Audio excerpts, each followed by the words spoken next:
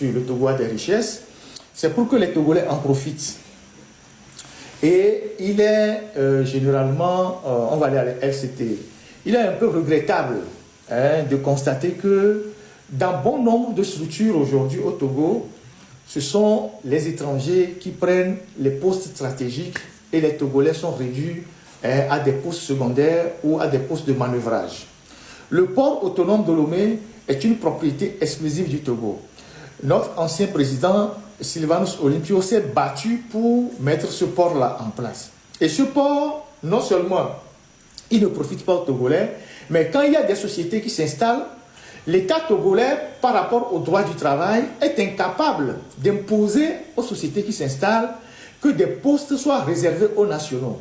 Aujourd'hui, partout en Afrique, on a beau parler de panafricanisme, chaque pays est en train de se battre pour promouvoir ses propres cadres, faire en sorte que les banques soient majoritairement occupées par les nationaux, les grandes entreprises, que les postes les plus essentiels soient occupés par les nationaux. Mais au Togo, on a constaté que bien qu'il y ait des compétences togolaises, bien que beaucoup de Togolais se sont formés à l'extérieur, la plupart de ces postes stratégiques dans des entreprises sont encore occupés par des étrangers, pendant longtemps d'ailleurs. Et ces étrangers-là, ils font la pluie et le beau temps, ils empêchent les Togolais d'évoluer, ils sont devenus des obstacles pour l'évolution des cadres togolais dans les entreprises. On a parlé ici de Sunu Bank, Sunu Bank qui est occupé par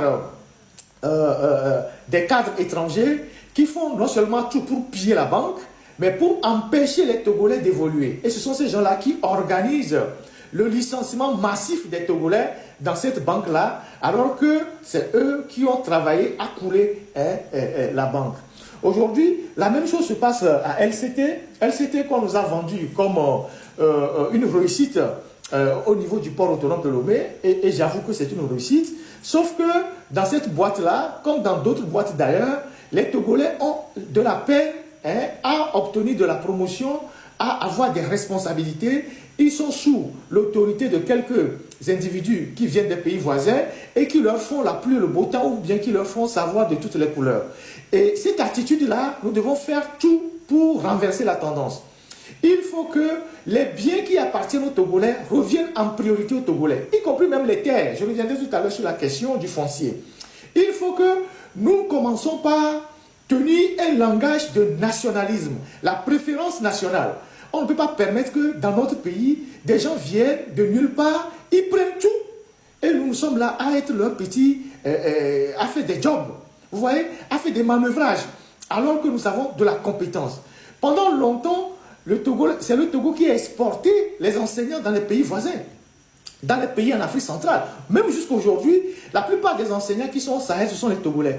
D'où vient que dans notre propre pays, les Togolais ne peuvent pas avoir accès à des postes stratégiques, et ce sont les gens qui viennent de l'extérieur qui tiennent ces postes-là, et les Togolais sont devenus des manœuvres sous leur responsabilité.